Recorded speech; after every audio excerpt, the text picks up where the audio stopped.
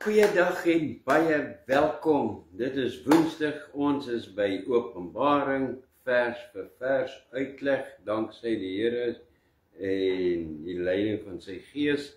En ons is by hoofstuk 10.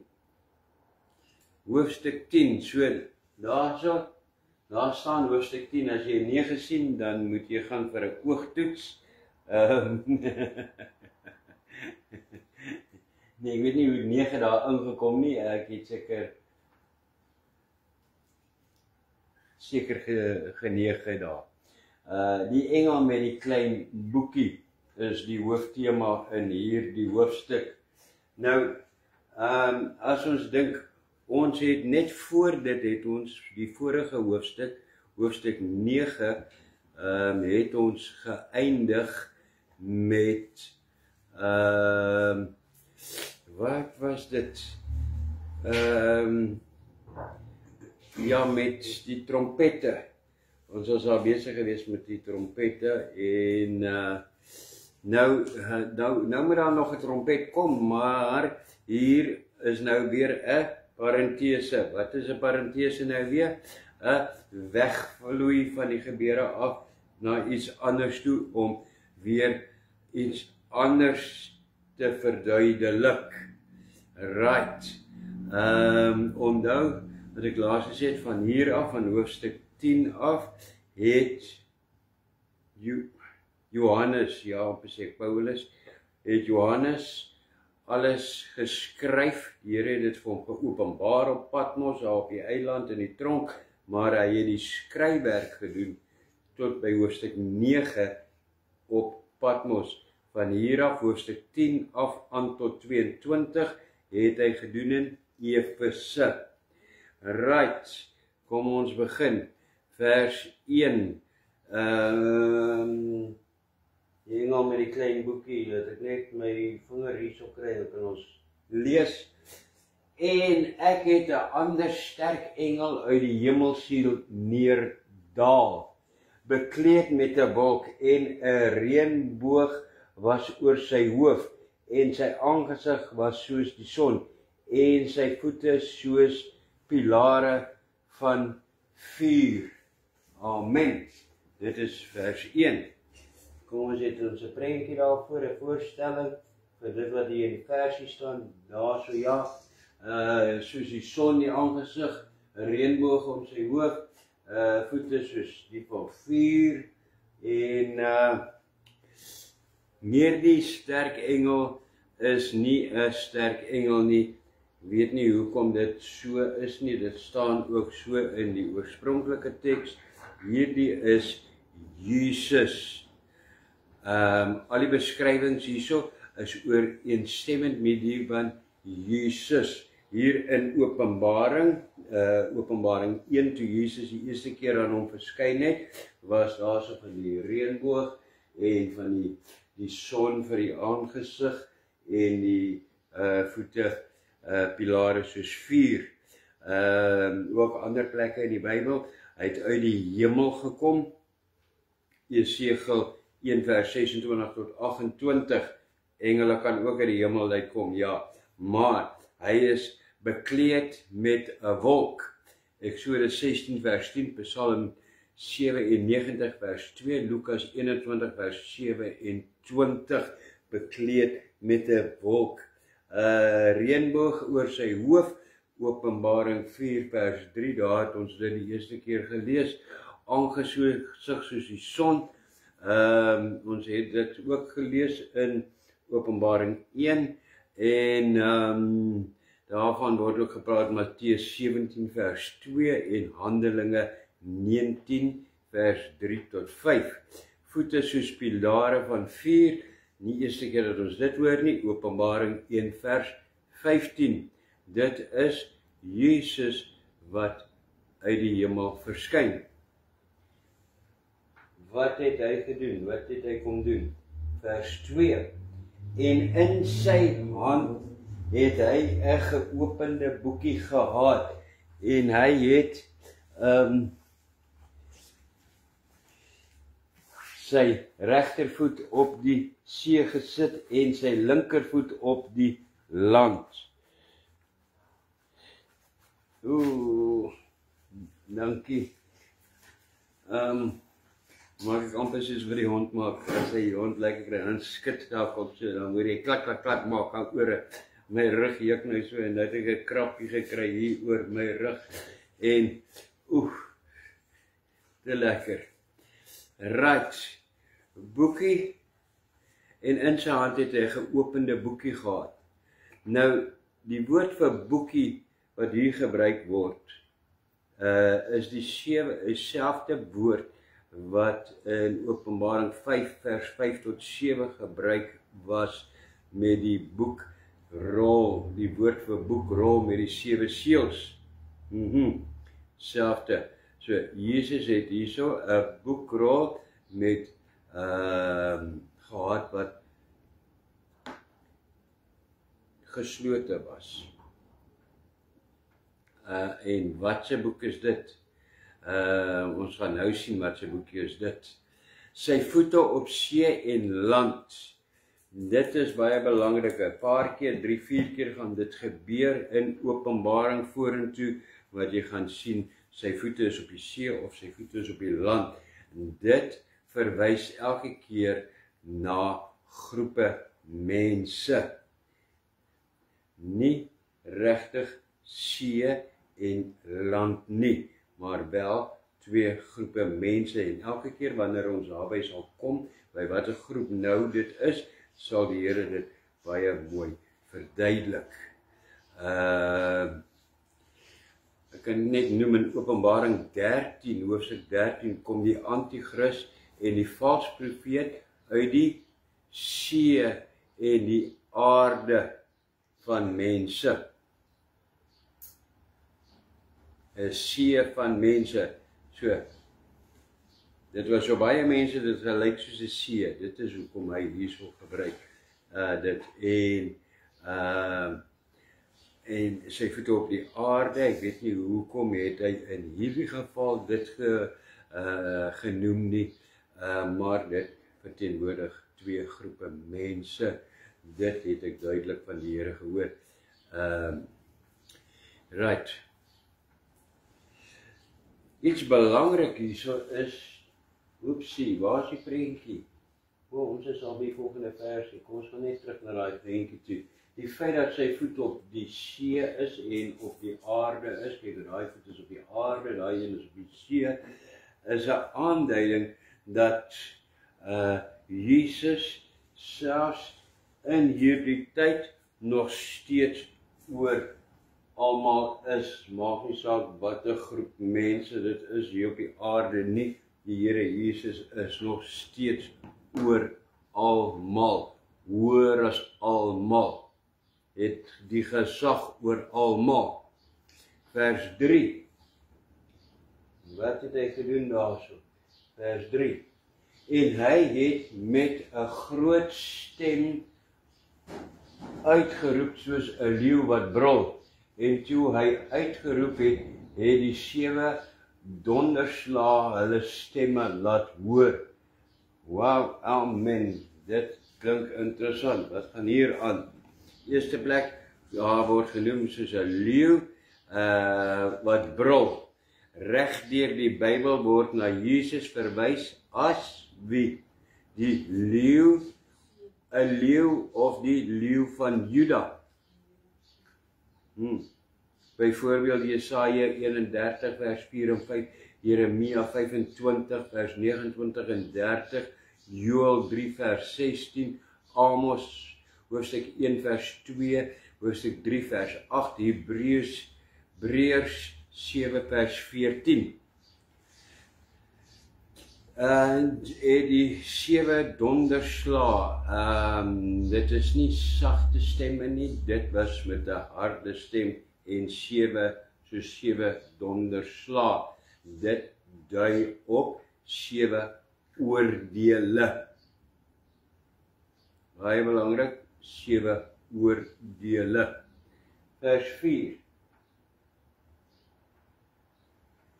En toe die 7 donderslae hulle stemme laat hoor het, wou ek skrywe maar ek het 'n stem uit die hemel vir my hoor sê, verseël wat die 7 donderslae gespreek het.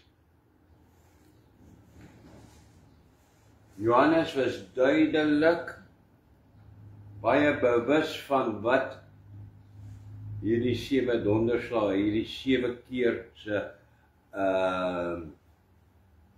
7 keer se announcements, wat is announcements? Aankondigings.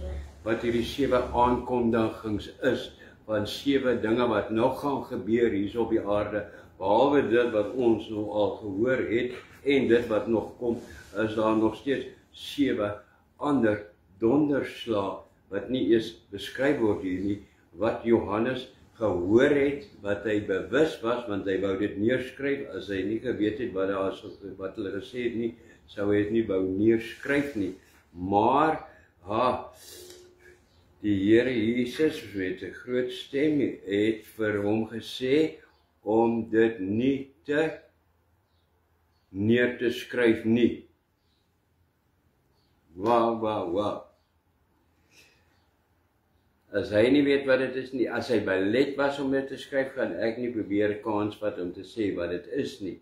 Maar dit is heel moontlik dieselfde visie, dieselfde as wat Daniel gesien het in Daniel 8 vers 23 tot 27.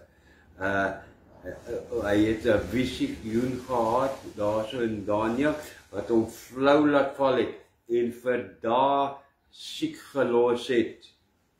En die Here het toe ook vir Daniel gesê om dit te seël, om dit nie te verkondig nie, om dit verseël te hou.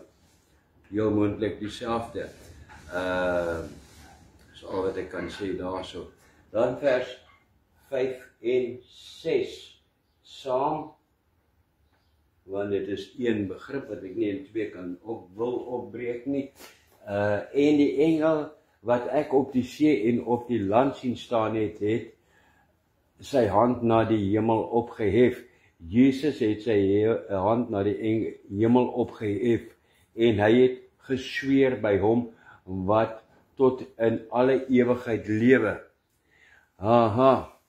Wat die hemel geskape het en wat daarin is, en die aarde en wat daarin is, en die see en wat daarin is, dat daar geen tyd meer sal wees nie. Amen. Jesus het gesweer. Gesweer is die woord wat die gebruik word, is swart vertaling, die oorspronklike teks gebruik 'n woord vir sweer daarso is 'n eed afgelê. Dit is die woord daar, 'n eed aflê. En hy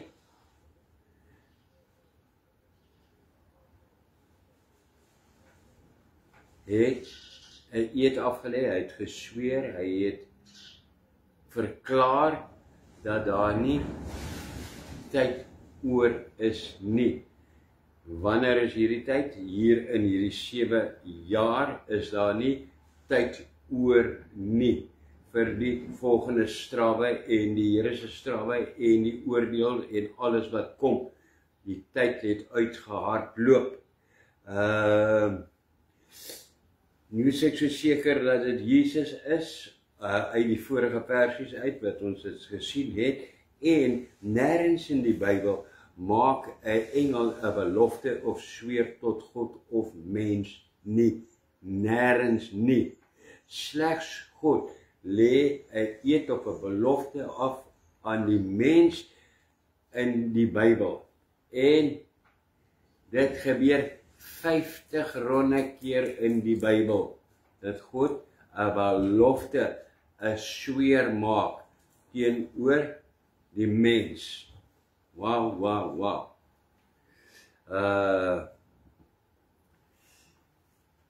En dit is vers 5 en 6. Daar is niks verder om te sê daar nie. Kom ons gaan dan na vers 7 toe. Vers 7. Maar in die dae van die stem van die 7 engel waarmee hy met die basuin sal blaas, dan is die verborgenheid van God volbring, soos hy die blye tyding verkondig het aan die diensknegte, die profete. Aha, hy sê daar is nie tyd oor nie, maar wanneer die 7de basuin gaan blaas, dit is basuine is die trompette, wanneer dit gaan blaas, wanneer dit by daardie punt kom, dan is die verborgenheid van God volbring. Wat is die verborgenheid van God? Die verborgenheid van God is baie belangrik, is die wederkoms van Jesus. Dan sal Jesus en alles geopenbaar word, volbring wees, soos wat dit hier in die Bybel staan en in Openbaring.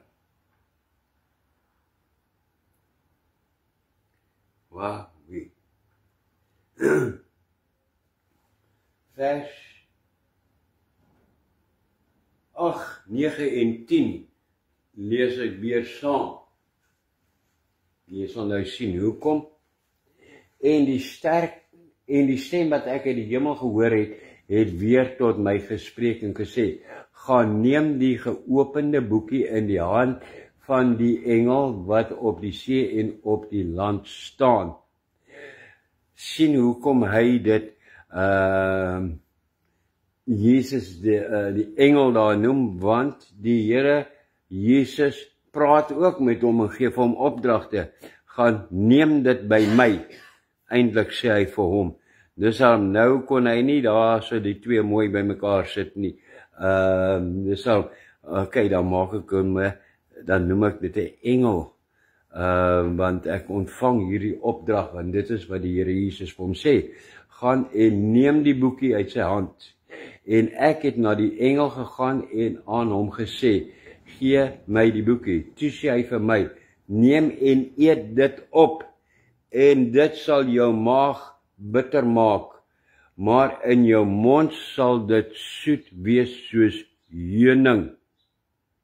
Toe neem ek die boekie uit die hand van die engel en eet dit op, en in my mond was dit soos soet soos heuning, maar toe ek dit geëet het my maag bitter geword. Amen. Hier gebeur baie hierso. Wat is die baie wat hier gebeur? Kom ons kyk, hier het ek 'n mooi prentjie. Die engel, Jesus, ek kon nie 'n beter prentjie kry nie, want hy moes nie werklik vlerke gehad het nie. Hierdie is soos wat dit geskryf is in die Bybel. Die korrekte sou gewees het sonder vlerke dan. En hy gee vir hom die boekie om te eet. En hy het hierdie boekie geëet. Daar is 'n bladsy uit die boekie uit. En kyk, jy sien daai, dit lyk so dit drup soos heuning, maar dit het sy maag siek gemaak, bitter gemaak.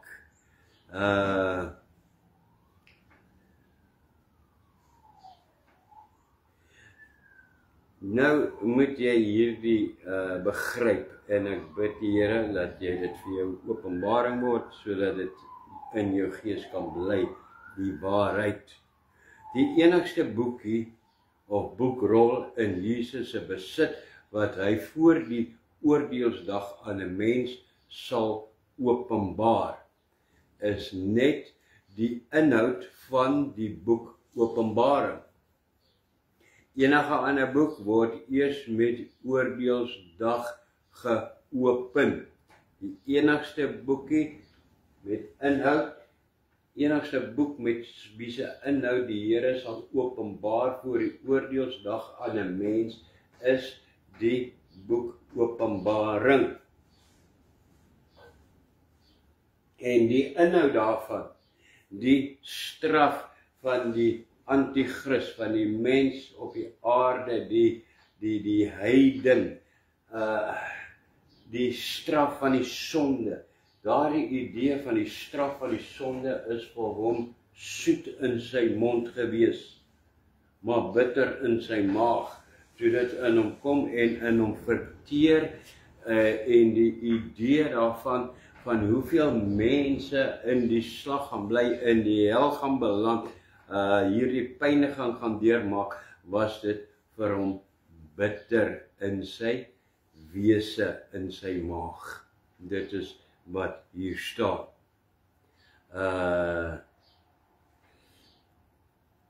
So ek glo jy verstaan nou wat beteken hierdie klein boekie.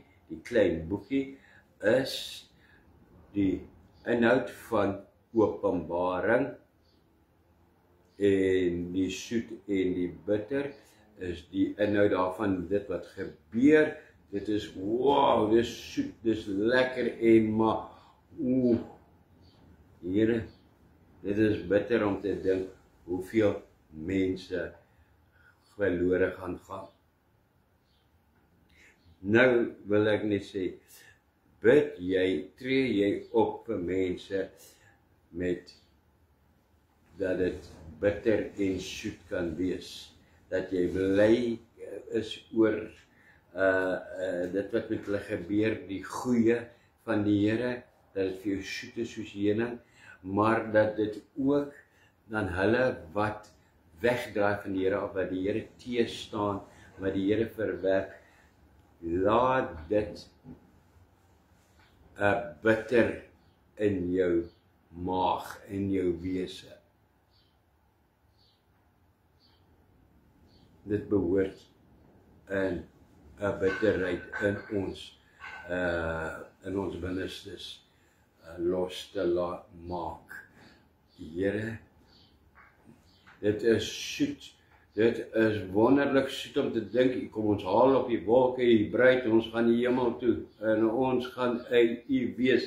Maar Here, dit is 'n bitter, dit is 'n ontsteltenis om te dink van die een en daardie, en dit is nie dat ons mense oordeel nie, maar hulle wat volhard, hulle wat openlik U woord verdraai, wat vals verdraaiings verkondig, al hierdie goed, Here, mense wat volhard in die sonde, Here, dit is 'n ontsteltenis om te dink wat met hulle gaan gebeur. 'n ander ding is, hierso gee die Here Jesus vir hom die inhoud, Openbaring, die inhoud, die enigste boek se inhoud wat voor oordeelsdag, ek moet dit weer sê, dat dit hier by jou kan bly, wat voor die oordeelsdag geopen sal word. En dan het die kerk vir ons vertel, vir jare en jare het ek dit ook geglo, dat die boek Openbaring is 'n verborge boek, is geslote boek, wat jy nie gaan in rondkrap nie. Is dit nie? Tot die vleeshem staan met my, lyk dit my. Hulle kom sit hier tot op my neus. Ekskuus. Nee, die Here gee hier die opdrag. Ek openbaar hierdie inhoud van jou. Dit is, as jy dit lees, is dit nog nie geopenbaar nie, maar dan sal sy Gees dit aan jou verder openbaar, soos wat hy tot by hier hoofstuk 10 met ons doen, en ons laat openbaar die betekenis daarvan. Dit kom van die Here af. En die Here gee hierso in vers 11 die opdrag, as dit nie geopenbaar moet word nie, hoekom gee die Here vers 11 as opdrag? En hy het vir my gesê, jy moet weer profeteer oor baie volke en nasies en tale en konings. Die oorspronklike teks sê nie profeteer nie, want dit is nie wat hy wil profeteer wat sal gebeur nie. Die oorspronklike teks sê, jy moet gaan openbaar aan baie volke en nasies en tale en konings. Ja, jy moet dit gaan openbaar aan almal, voordat, dit is vers 10, voordat die Here dan aangaan weer met die laaste trompet oordeel. In hoofstuk 11 dan. Ja, want ons is nou 10. Hier wat ek verkeerd geskryf het in die begin, my nou heeltemal die mekaar. Is ek nou by 10 of is ek by 11 of waar is ek? Okay, dit is hoofstuk 10. Kan jy sien, dit was weer eens 'n parentese gewees, werklik, weg van hierdie trompet oordeele af, weg daarvan af, want die Here eers iets anders te openbaar en verduidelik, en nou, hierna, volgende hoofstuk, keer ons terug na die volgende trompet oordeel dan. Right, dit is wat die Here sê in sy woord. Dit is Openbaring, hoofstuk 10. Tot volgende keer sal wees Sondag, dan is ons by 11. Prys die Here. Tot dan, die Here se seën vir julle.